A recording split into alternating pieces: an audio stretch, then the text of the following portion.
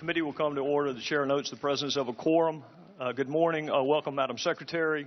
Welcome to each of you. This is a public hearing of the Benghazi Select Committee.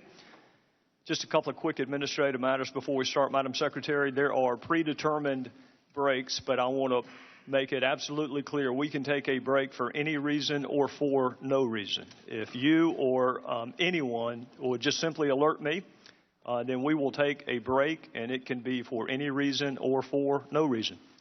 To our guests, we are happy to have you here. The witness deserves to hear the questions, and the members deserve to hear the answers.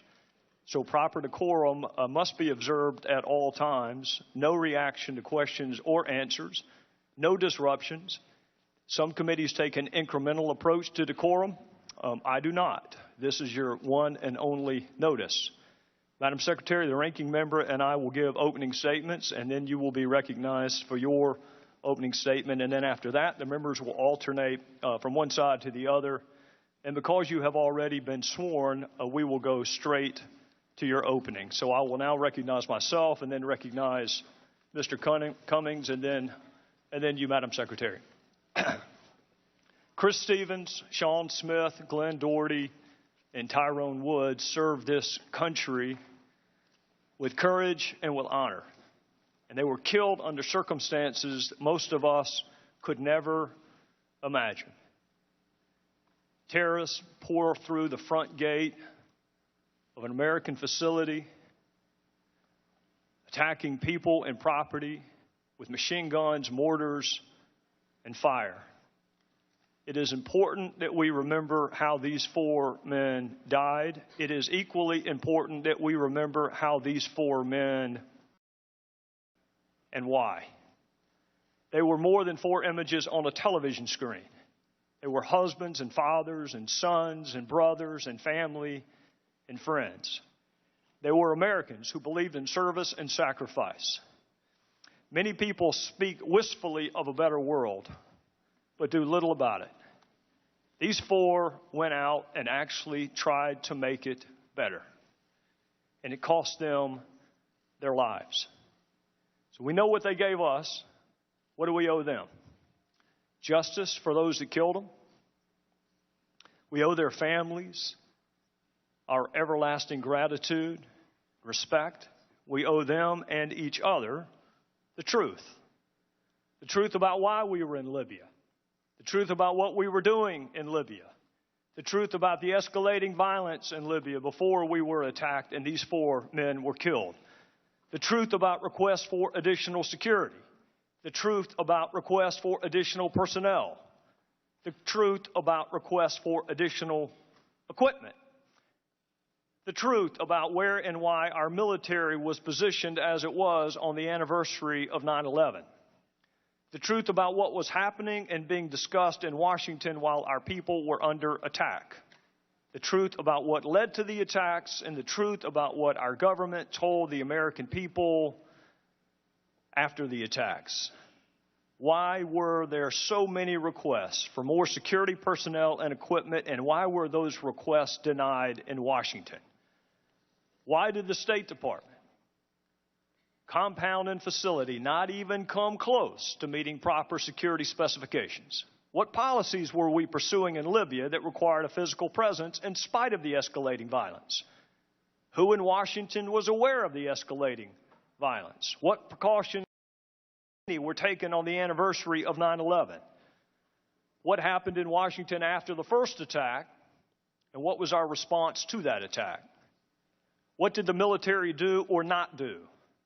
What did our leaders in Washington do or not do, and when? Why was the American public given such divergent accounts of what caused these attacks? And why is it so hard to get information from the very government these four men represented, served, and sacrificed for? Even after an accountability review board and a half dozen congressional investigations, these and other questions still lingered. And these questions lingered because previous investigations were not thorough. These questions lingered because those previous investigations were narrow in scope and either incapable or unwilling to access the facts and evidence necessary to answer all relevant Question. So the House of Representatives, including some Democrats, I hasten to add, asked this committee to write the final definitive accounting of what happened in Benghazi. This committee is the first committee to review more than 50,000 pages of documents because we insisted that they be produced. This committee is the first committee to demand access to more eyewitnesses because serious investigations talk to as many eyewitnesses as possible. This committee is the first committee to thoroughly and individually interview scores of other witnesses, many of them for the first time. This committee is the first committee to review thousands of pages of documents from top State Department personnel. This committee is the first committee to demand access to relevant documents from the CIA, the FBI, the Department of Defense, even the White House. This committee is the first committee to demand access to the emails to and from Ambassador Chris. How could an investigation possibly be considered serious without reviewing the emails of the person most knowledgeable about Libya?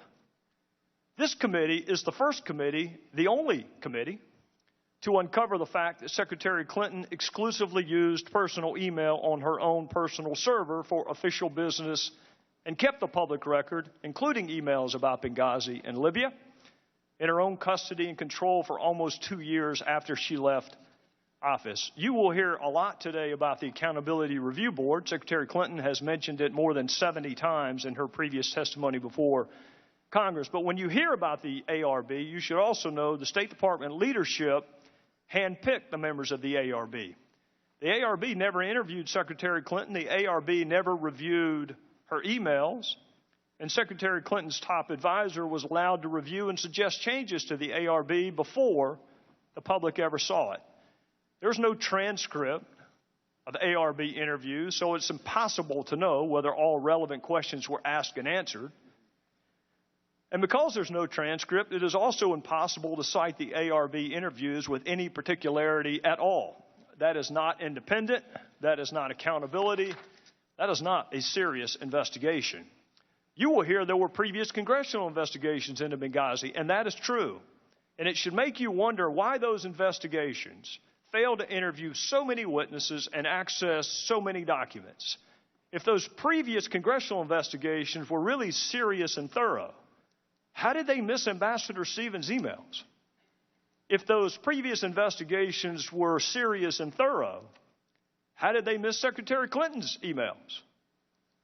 If those congressional investigations really were serious and thorough, why did they fail to interview dozens of key State Department witnesses, including agents on the ground who experienced the attacks firsthand? Just last month, 3 years after Benghazi, top aides finally returned documents to the State Department.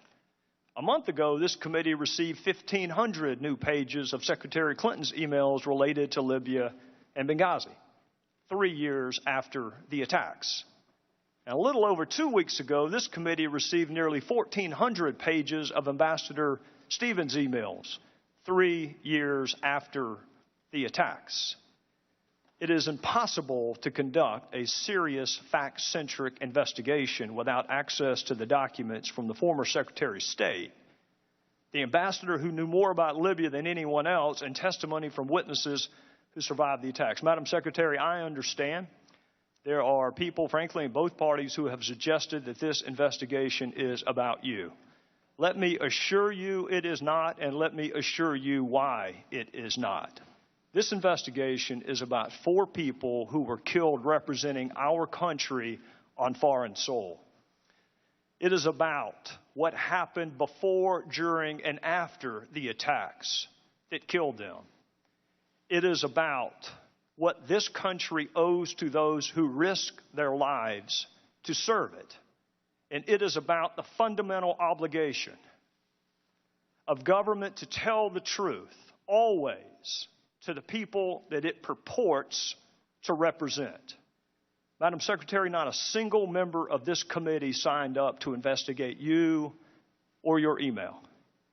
We signed up to investigate and therefore honor the lives of 4 people that we sent into a dangerous country to represent us and to do everything and to prevent it from happening to others. Our committee has interviewed 100 witnesses. Not a single one of them has been named Clinton until today.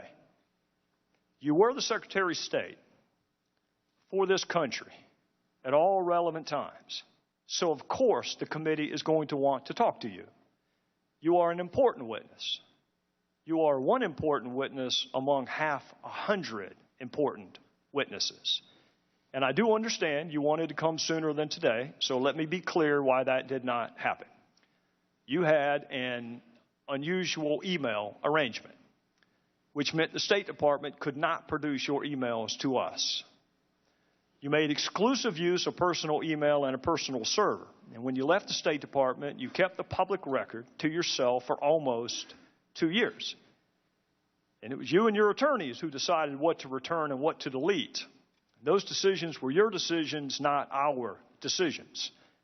It was only in March of this year we learned of this email arrangement. And since we learned of this email arrangement, we have interviewed dozens of witnesses, only one of whom was solely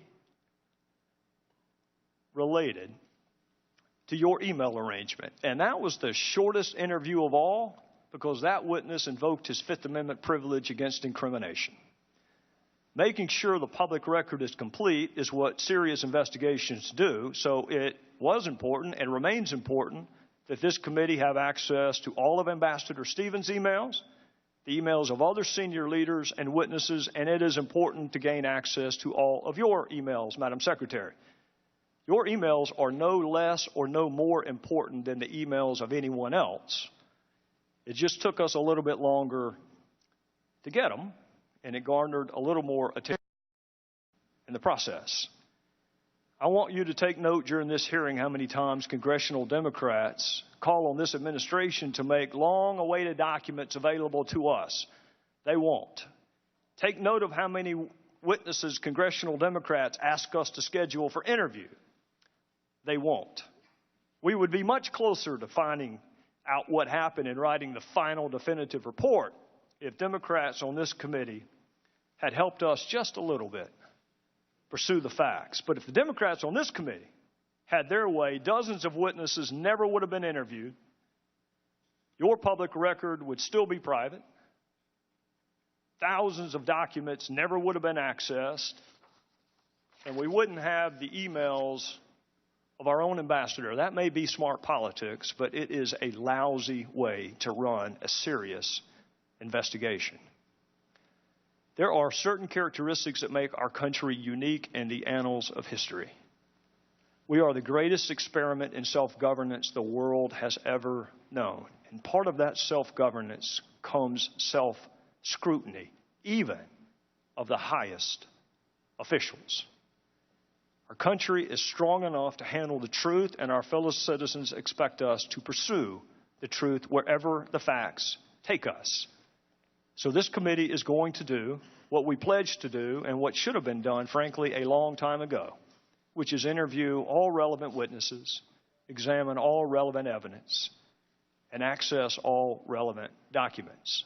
And we're going to pursue the truth in a manner worthy of the memory of the 4 people who lost their lives and worthy of the respect of our fellow citizens. And we are going to write that final definitive accounting of what happened in Benghazi. And we would like to do it with your help and the help of our Democrat colleagues, but make no mistake, we're going to do it nonetheless. Because understanding what happened in Benghazi goes to the heart of who we are as a country and the promises we make to those that we send into harm's way. They deserve the truth. They deserve the whole truth. They deserve nothing but the truth. The people we work for deserve the truth. The friends and family of the 4 who lost their lives deserve the truth. We're going to find the truth because there is no statute of limitations on the truth.